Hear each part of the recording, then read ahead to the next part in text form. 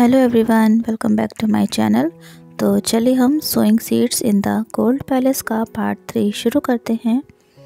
Wing को जब उस एक्सोटिक फ्रूट के बारे में पता चला जो कि एम्परर के बैकयार्ड में लगाया गया था और जिसका प्राइस मार्केट में काफ़ी हाई था, तो उसे डिसाइड किया कि वो उस फ्रूट को बैकयार्ड से चुरा कर ले आएगा। वैसे तो अगर ज़रूरी ना हो तो विंग को ज़्यादा लंबे चौड़े प्लान्स बनाना बिल्कुल ही पसंद नहीं था। क्या सच में उसे अपना भेष बदलने की ज़रूरत थी? क्या उसे अपना भेष बदल कर जाने की वहाँ ज़रूरत थी जब शायद ही कोई उसे पहचानता हो? विंग ना ही तो मेन पैलेस में वापस आया था और ना ही एम्परर के क्वार्टर्स में, क्योंकि उसे वेडिंग सेरेमनी की अगली सुबह ही जेंतियान पैलेस में भेज दिया गया था। ज़्यादातर सर्वेंट्स और गार्ड्स जो पैलेस की देखरेख करते थे और कुछ जो विंग से बिजनेस ट्रेड करने के लिए गए थे, उन्होंने एक बार भी विंग का चेहरा नहीं देखा था। उन्हें नहीं पता था कि एम्प्रेस कैसी दिखती हैं और ना ही तो ऐसा कभी होगा और ना ही तो वैसा कभी कर सकते थे। विंग की लाइफ एम्परर से बिल्कुल अलग थी, जैसे कि उसे होना चाहिए था। उन दोनों के पाथ्स कभी एक दूसरे से क्रॉस नहीं होंगे, उनकी ज़िंदगी कभी एक दूसरे से नहीं मिलेगी। आखिर में विंग ने सर्वेंट्स से एम्परर के शेड्यूल के बारे में जाना। उसे पता चला कि यूजुअली एम्परर अर्ली आफ्टरनून में अपनी इम्पीरियल कोर्ट की मीटिंग अटेंड करने जाते हैं और इसके बाद विंग एम्परर के मेन डोर के थ्रू इधर उधर घूमता हुआ सीधा उनके बैकयार्ड में जाने लगा। उसके पास इम्पीरियल टोकन था जो उसने बोरो किया था।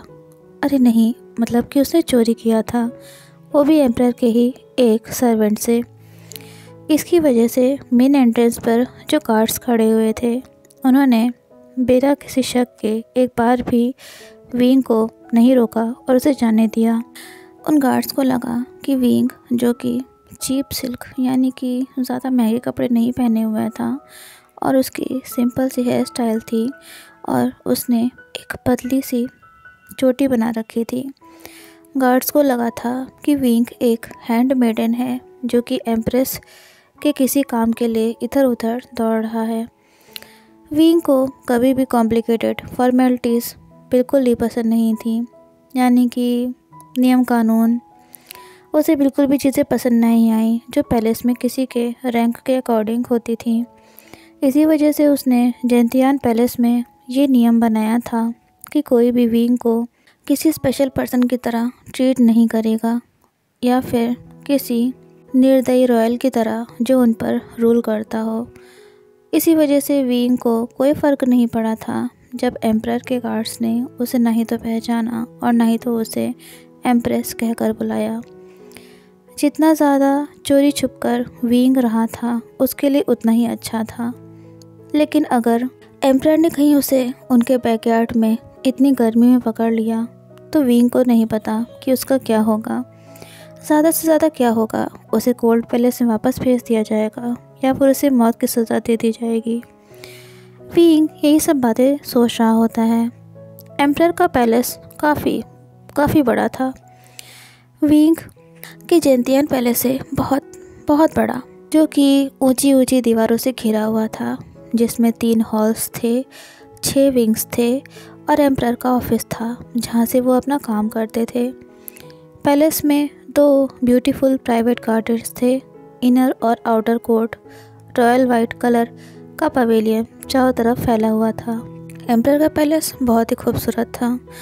लॉन्ग कॉरिडोर्स और हाई ब्रिज जो एक रूम को दूसरे रूम से जोड़ रहे थे और बहुत ही खूबसूरत आर्किटेक्चर था, पर वहाँ पर जैसे कोई फीलिंग ही नहीं आ रही थी। ऐसा लग ही नहीं रहा था कि वो किसी का घर है। विंग एम्परर के गोल्डन पैलेस में अपना कदम रखता है और तभी उसे एक बहुत बेचैनी से महसूस होती है। उसके दिल की धड़कनें तेज़ हो जाती हैं। उसे ऐसा लगा जैसे कि वो इस पैलेस को कभी भी बिलोंग नहीं कर पाएगा, चाहे फिर वो कितनी भी कोशिश कर ले। लेकिन विंग अपने आप को समझाता है, कहता है कि एम्परर के जानने से पहले ही वो इस पैलेस के बाहर हो जाएगा और वो सिर्फ एक मैन है जो इस मिशन पर निकला है कि उसे वो फ्रूट लेकर जाना है। विंग को कुछ टाइम लगा उस पैलेस में रास्ते ढूंढने में, लेकिन आखिरकार वो उस एक्सोटिक यानी कि विदेशी फ्रूट तक पहुंच ही गया जो कि एम्परर के कोर्ट यार्ड में लगा हुआ था, जैसा उसने उन सर्वेंट्स को बात करते हुए सुना था। लेकिन उन सर्वेंट्स ने बस एक बात नहीं बताई थी कि वो फ्रूट बहुत ही टॉल ट्री पर लगा हुआ था जो कि विंग की हाइट का 2 गुना था। उसे नीचे तोड़कर लाने का बस एक ही तरीका था, वो था उस पर सीधा चढ़कर उसे अपने हाथों से तोड़ने का। लेकिन सीढ़ी की मदद से काम बहुत आसानी से हो जाता, लेकिन बेचारा विंग, उसकी तो किस्मत ही बहुत ख़राब थी। वहाँ आसपास कोई सीढ़ी दूर दूर तक नहीं थी। लेकिन चाहे जो हो, पेड़ पर चढ़ना विंग के लिए कोई नई बात नहीं थी, या फिर अपने हाथों को गंदा करना। वो फिर एक बार अपनी स्लीव्स को फोल्ड करता है और अपनी रोप्स को अपने घुटने तक चढ़ा लेता है। उसके हेयर्स ऑलरेडी एक कसी हुई चोटी में बंधे हुए थे ताकि वो बार बार उसके चेहरे पर ना आए, क्योंकि विंग को अपने खुद के पैलेस में भी ऐसे ही काम करना पड़ता था। उसे आदत हो गई थी। किस्मत से वहाँ पर कई सारे बड़े लकड़ी के बास्केट्स पड़ी हुई थी जिन्हें विंग यूज़ कर सकता था फ्रूट्स रखने के लिए। विंग बेशर्मों की तरह एक लकड़ी की बास्केट को उठाता है और फिर पेड़ पर चढ़ने लगा। बचपन से ही उसे पेड़ों पर चढ़ने की आदत थी, क्योंकि अक्सर ठंड में उसे भूखे और जंगली कुत्तों से बचने के लिए पेड़ पर चढ़ना पड़ता था। पर वो टॉल ट्री, वो एक्सोटिक फ्रूट्स का ट्री कांटों से भरा हुआ था, बिल्कुल एक कैक्टस की तरह। लेकिन फिर भी विंग नहीं रुका और खुशी के साथ वो उन फ्रूट्स को तोड़कर अपनी बास्केट में रखने लगा, मानो जैसे कि वो कोई सोने की खदान हो। लेकिन वो ज़्यादा लालची नहीं था, बस एक बास्केट से ही काम उसका चल जाएगा। इसमें से ही मतलब भर की सीड्स मिल जाएंगी, जिससे विंग अपना खुद का पेड़ ग्रो कर सकता है।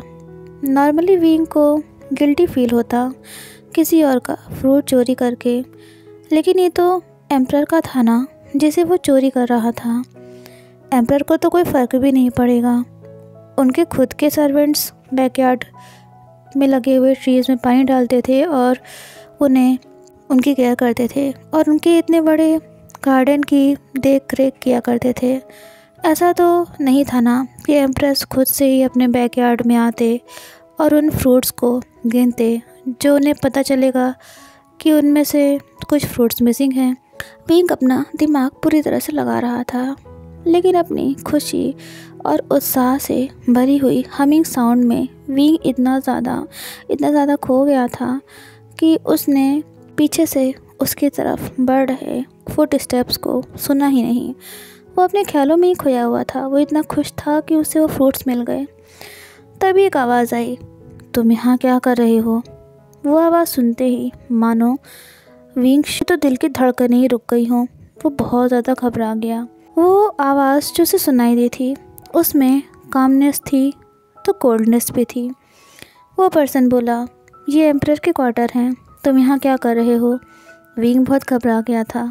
उसका एक हाथ हवा में था और वो फ्रूट्स तोड़ रहा था। किसी का भी डरना स्वाभाविक था। अगर कोई भी उस जगह होता तो उसके साथ भी यही होता। ऊपर से विंग जो कि ऑलरेडी पैलेस से निकाला जा चुका था, अब क्या होगा उसका? विंग को लगा कि अब तो वो गया। वो बुरी तरह से कांप रहा था और उसकी इतनी हिम्मत नहीं हो रही थी कि वो अपनी नज़रें घुमाकर पीछे मुड़कर देख सके। तभी अचानक से उसकी पकड़ छूट गई और वो पेड़ से नीचे की ओर गिरने लगा। विंग ने अपनी आंखें कसकर बंद कर ली थी और उसे लग रहा था कि अब तो वो बस मरने ही वाला है। पर तभी उसे किसी की मजबूत बाहों का एहसास हुआ, जिसके कदम विंग को पकड़ने में एक बार भी नहीं लड़खड़ाए। उस पर्सन ने विंग को अपनी उन दोनों बाहों में थाम लिया था। उसकी स्किन बहुत ही सॉफ्ट और स्मूथ थी, जैसा कि एक रॉयल पर्सन से उम्मीद की जा सकती थी, जिसने अपनी ज़िंदगी में एक बार भी कभी मेहनत का या मजदूरी का काम नहीं किया होगा। उस मैन की फिज़िक बहुत ही स्ट्रांग थी और उसमें बहुत ताकत थी, क्योंकि उसने विंग को अपनी मजबूत बाहों में थाम रखा था। विंग उसकी बाहों में खुद को एक फेदर यानी कि पंख की तरह महसूस कर रहा था, बहुत लाइट वेट महसूस कर रहा था, जबकि असल में उसको पता था कि ऐसा कुछ भी नहीं है। पर इतनी ऊंचाई से विंग गिरा था कि उसे बचाने वाला उसे अपनी बाहों में लिए हुए हल्का सा झूम जाता है। पेड़ की टहनियों से कुछ लीव्स नीचे की ओर गिरी और उनमें से कुछ विंग के हेयर्स में फंस गईं, जबकि बची हुई लीव्स उन दोनों के ऊपर बहुत ही एलिगेंट और खूबसूरत वे में गिरी। जब वो मैन फाइनली खुद के पैरों पर सही से खड़ा हो पाया और आसपास सब कुछ शांत हो गया, विंग को लगा कि इस तरह का मैजिकल पल वो फिर कभी नहीं महसूस कर पाएगा। तभी उसकी वो कांपती हुई आँखें उसके सेवियर यानी कि जिसने उसे बचाया था उसकी आंखों से मिली। वो वही गोल्डन आँखें थी जो विंग ने पहली बार पैलेस में आने पर देखी थी, यानी कि ये कोई और नहीं एम्परर थे। अचानक से विंग की पूरी दुनिया फिर से कोल्ड हो गई और फिर से उसे एहसास हो गया कि वो किसी को भी माफ़ नहीं कर सकता है इतनी आसानी से। उसे दिल दुखाने वाली फीलिंग्स महसूस होने लगी। वो कैसे उन आँखों को कभी भूल सकता था। विंग ने जब पहली बार अपनी शादी के दिन उनको देखा था और उसे तभी उनसे प्यार हो गया था। विंग को लगा था कि वो आंखें उसकी ज़िंदगी में सिर्फ़ और सिर्फ खुशियाँ लाएंगी, लेकिन इसकी जगह वो तो अजनबी ही रहे, बल्कि इससे भी बुरा हुआ वो एक दूसरे के दुश्मन बन गए थे। कभी कभी तो विंग को नींद में डरावने सपने आते थे, वो भी उसके हस्बैंड के, जो उसे कभी भी नहीं चाहता था। एम्परर विंग को किसी मजाक की तरह देख रहे थे और सबसे फ्रस्ट्रेटिंग बात तो ये थी कि एम्परर बहुत ही हैंडसम थे। विंग को उनसे नफरत थी, पर वो इस बात को डिनाई नहीं कर पा रहा था और नहीं तो कर सकता था, क्योंकि एम्परर थे ही इतने खूबसूरत। एम्परर के लंबे हेयर्स थे और स्किन जेड की तरह स्मूथ थी और शाइन कर रही थी। विंग के लिए इस बात पर यकीन करना मुश्किल हो रहा था कि ये पर्सन उसका हस्बैंड है, और शायद यही वजह थी कि ऐसा कभी हुआ ही नहीं था। विंग को एहसास ही नहीं हुआ कि उसने अपनी सांसें इतनी देर से रोक रखी थी, जब तक उसे बेचैनी से महसूस नहीं हुई। उसने आश्चर्य से भरी हुई अपनी सिल्वरी आइज से कहा, आपने मुझे पकड़ लिया। विंग ऐसा नहीं कहना चाहता था, उसे अपना मुंह बंद करके रखना चाहिए था। विंग ने कभी नहीं सोचा था कि उसके हस्बैंड के लिए ये उसके पहले वर्ड्स होंगे। जैसे कि विंग ये शो कर रहा हो कि वो कितना बेवकूफ़ और एम्परर से तो कितना ज़्यादा वो प्यार करता हो और कितना ज़्यादा उनके प्यार में पड़ा हुआ हो। एम्परर के आर्म्स में विंग उनके बिल्कुल चेस्ट के पास था, पर तभी एक मिरेकल हुआ। एम्परर की नज़रें जो पहले गुस्से में लग रही थी और थोड़ा सा अजीब तरह से थी, वह विंग की बात सुनकर सॉफ्ट हो गई थी, जैसे कि फाइनली उन्हें याद आया हो कि उनके सीने में भी एक दिल है, वो भी चीज़ें महसूस कर सकते हैं। एम्परर धीरे से विंग से कहते हैं, मैं तुम्हें पकड़ लिया। वो बहुत नाजुक तरह से विंग को ट्रीट कर रहे थे, जैसा कि विंग ने कभी सोचा भी नहीं था। वो विंग को अपनी बाहों में लिए हुए थे और ऐसा लग रहा था कि वो विंग को कहीं भी नहीं जाने देते। और एक पल के लिए तो विंग को ऐसा लगा जैसे एम्परर हमेशा के लिए विंग को अपनी बाहों में लिए रहना चाहते हैं। और उस एक सेकंड के लिए विंग ने ये सोचा कि वो एम्परर की इस कोशिश को माइंड नहीं करेगा, लेकिन तभी विंग अपने ख्यालों से बाहर आता है और ख़ुद को याद दिलाता है कि असल में एम्परर एक कोल्ड ब्लडेड और हार्टलेस मॉन्स्टर हैं, और वो अपने गले को साफ़ करता है ताकि वो एम्परर को हकीकत का एहसास करा सके और उन्हें उनकी जगह दिखा सके। एम्परर विंग की हिंट को समझ गए थे। वो विंग को नीचे ज़मीन पर उतारने लगते हैं। बहुत आहिस्ता से वो ज़मीन पर उतारते हैं। उन्होंने विंग की कमर को पकड़ रखा था। जैसे ही वो विंग को ज़मीन पर सही से खड़ा करते हैं, विंग फिर एक बार खड़ा जाता है और वो फिर से एम्परर के बाहों की ओर गिरने लगता है, जिसके लिए एम्परर जल्दी से विंग की कलाई पकड़ लेते हैं। एम्परर वार्मली विंग से कहते हैं, मैंने तुम्हें थाम रखा है। इतना काइंड नेचर विंग ने शायद पहली बार एम्परर को ऐसे देखा था। तभी अनजाने में उनकी हथेली विंग की हथेली से टकरा गई, जिससे एम्परर को पता चला कि विंग के हाथ पर एक स्कार का निशान था। एम्परर विंग से कहते हैं, तुम्हें तो चोट लगी है। उनकी नज़र देखकर ऐसा लग रहा था जैसे कि वो विंग के लिए चिंतित थे। विंग ये सुनकर नाम में अपना सिर हिलाता है और कहता है, अरे नहीं, ये तो मेरे बचपन की एक पुरानी चोट है, मैं बिल्कुल ठीक हूँ, मैं सच बोल रहा हूँ आपसे कसम से।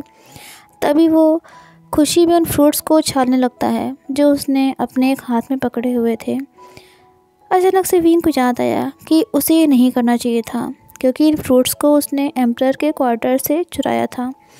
वो कहता है, अरे अरे मैं प्रॉमिस कर रहा हूँ, जैसा आपको दिख रहा है वैसा बिल्कुल भी नहीं है। विंग को लग रहा था कि अब वो फंस गया, पूरी तरह से फंस गया। अगर विंग के सपनों जितना ही एम्परर क्रूर हुए तो विंग का तो मरना निश्चित था।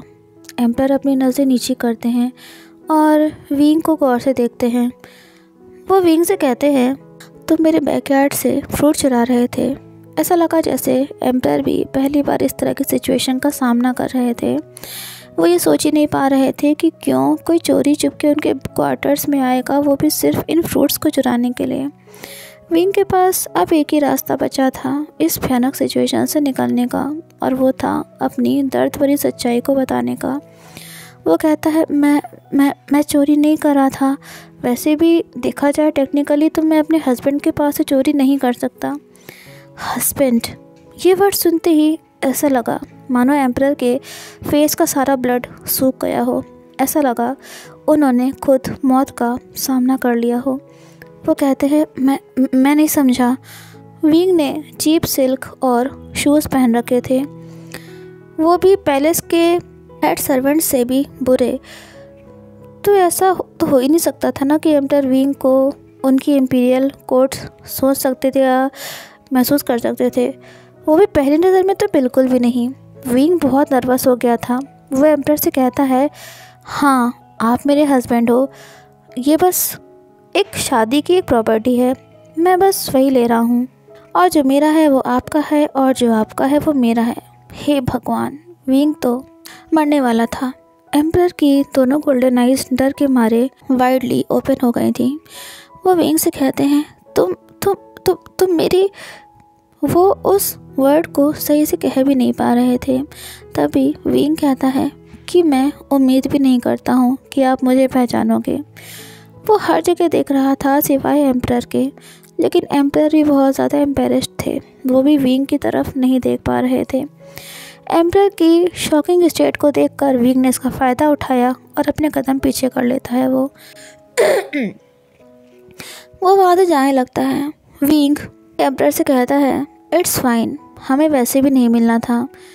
आपको आपकी लाइफ में वापस चले जाना चाहिए और मुझे मेरी।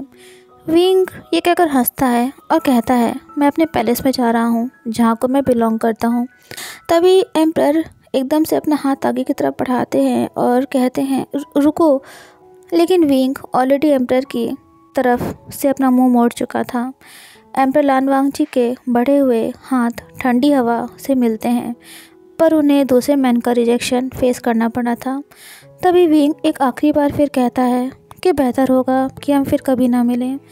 अच्छा है कि हम फिर कभी ना मिलें। और इस तरह से विंग एम्परर को छोड़कर चला गया, जैसे एम्परर ने वेडिंग नाइट पर विंग को अकेला छोड़ा था। एम्परर धीरे से अपने फिंगर्स को पीछे कर लेते हैं और विंग को वहाँ से जाते हुए देखते हैं। उन्हें एक ऐसी फीलिंग महसूस हो रही थी जैसे कि उन्होंने हमेशा के लिए अपना वो मौका खो दिया था। तेज़ धड़कते दिल के साथ विंग फिर एक बार अपने जेंतियान पैलेस में वापस आ गया था। उसके गार्ड्स और सर्वेंट्स सब चौंक गए थे। तभी विंग को वेंचिंग की आवाज़ सुनाई दी, जो कि कह रही थी, योर हाइनेस, कहाँ थे आप? तो विंग कहता है, अय्या वेंचिंग, मैं बहुत थका हुआ हूँ, मैं आज जल्दी सोऊंगा और तुम सबको डिनर के लिए नहीं ज्वाइन कर पाऊँगा। वेंचिंग कुछ कहना चाहती थी।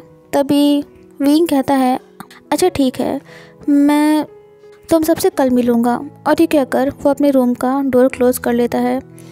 अपने रूम में विंग अकेला था, सुरक्षित था, और सबसे इम्पॉर्टेंट बात, वो अपने हस्बैंड की पकड़ से दूर था जिसने उसे ठुकरा दिया था।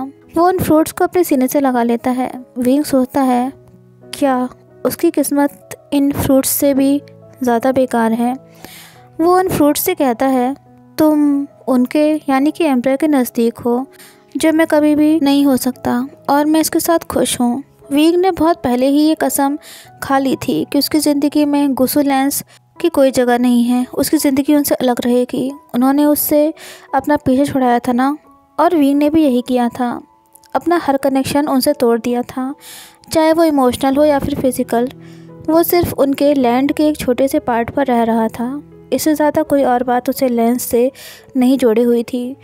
यहाँ तक कि जो पैसा वो खुद के लिए कमा रहा था वो उसकी मेहनत का फल था, और लेंस के द्वारा दिया गया वो पैथेटिक यानी कि बेकार पैसा वो कभी भी विंग की अच्छी लाइफ के लिए तो था ही नहीं।